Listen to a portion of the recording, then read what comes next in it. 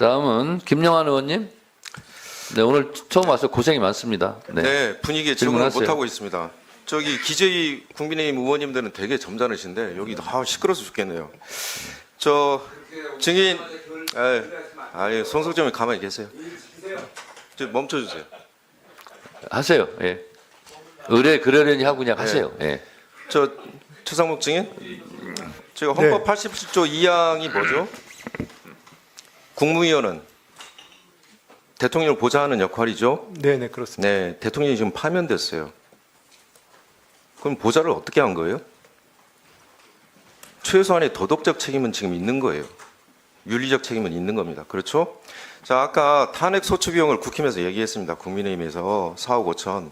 제가 비상계엄 여파 다시 한번 정리를 해드릴게요. 자, 한국은행 총재님, 네. 내수 소비 추락 등으로 어떻게 얘기했어요? 4, 4분기 0.2% 하락, 25년도 0.2% 하락, 1.6에서 1.7% 얘기하셨죠? 그렇습니다. 네. 그 돈이 얼마예요? 제가 원개월로 다시 계산해 보니까 4, 4분기 12월 달 2.2조, 그 다음에 25년도분 9.2조입니다. 11.4조. 이게 비상계엄 여파입니다.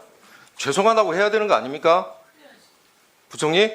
그 다음, 그때 주식시장이 114조 사라졌어요. 시총이. 투자자들은 아무 이유도 없이 114조가 날라갔어요.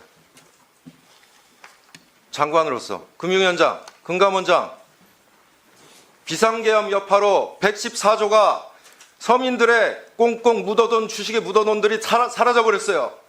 어떻게 책임지실 거예요, 이거? 장관님, 환율은 어떻게 튀었어요, 그날부터?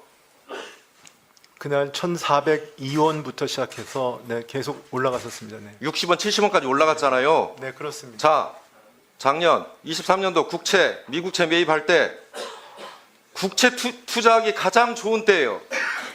안 그렇습니까? 고금리에 국채 가격은 저점에서 흐르고 있고, 자, 환율 튀었으면 미국채 산 거 아닙니까? 달러 아닙니까? 달러 자산. 금감원장님, 네. 달러 자산 15만 불 이상 가져본 적 있어요? 없습니다. 미국채 가져본 적 있어요? 없습니다. 그럼 금융위원장님, 미국채 가져본 적 있어요? 없습니다. 달러 자산 15만 불 이상 가져본 적 있어요? 없습니다. 한국은행 총재님, 통화정책 담당자로서 달러 자산 15만 불 이상 가져본 적 있어요? 제가 IMF 근무할 때는 월급 받았기 때문에 있었습니다. 월급으로 가지고 있었죠. 그때는 근무했으니까. 그런데 자산 투자도 했었습니다. 네. 자, 그러면 수장님, 경제수장님, 외환관리 최종 수장입니다. 신호 메신저가 지금 수장이 투자했어요. 신호가 어떻게 했어요? 자, 지금 채권 투자 적정할 시기다. 지금 강남에서 붐 불고 있다. 나도 하자.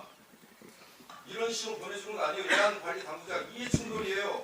채권 시장 다 알고 있고, 금리 다 알고 있고, 국채 네, 정리해 주세요. 이용되는 다 알고 있고, 저점에서 흐르는 거 다 알고 있고, 장관이 그걸 사셨어요 지금.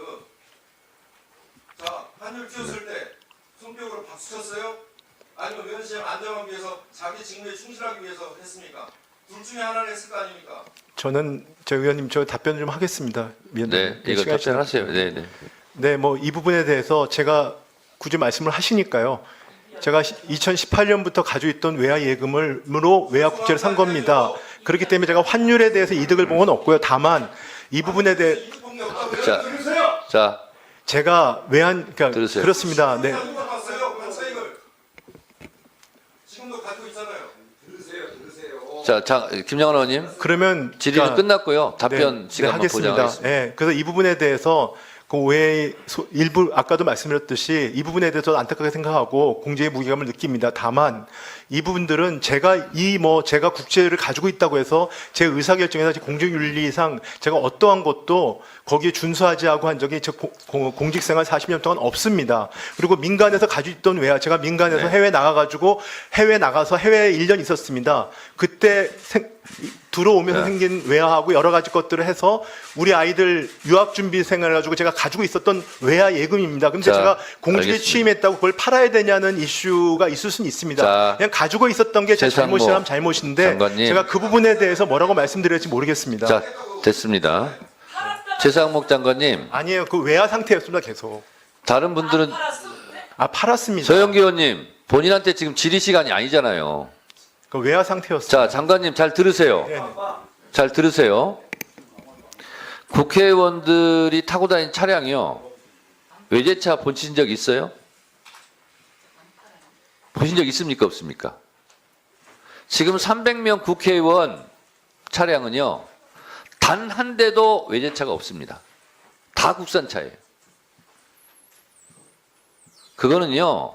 하고 싶어도 좀 참아야 되는 거예요. 손해가 보더라도 그렇게 해야만 되는 일이 있는 거예요.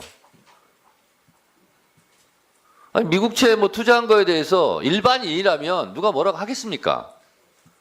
문제는 최상목이라는 사람이 개인 최상목이 아니라 경제부총리라는 거예요. 본인이 공직자가 아니라면 뭐다로 여기 나와서 이렇게 하겠어요? 여기 나오지도 않죠. 그런 부분에 대해서 좀 더 몸가짐을 조심해야 된다 하는 차원에서 얘기를 하는 거예요. 그러면 그 부분에 대해서 공직자로서 참 사려 깊지 못했습니다. 오해받을 소지를 한 제가 잘못입니다. 이렇게 얘기하면 되는 거예요. 그리고 국민들이 알아서 판단하는 거예요. 근데 뭘 그걸 그렇게 바득바득 잘못한 게 아니라는 식으로 이렇게 얘기하면 그것이 매를 보는 거예요. 아니, 국회의원이 벤츠 타고 다닐 수 있죠. 불법 아니죠. 근데 안 한다는 거예요.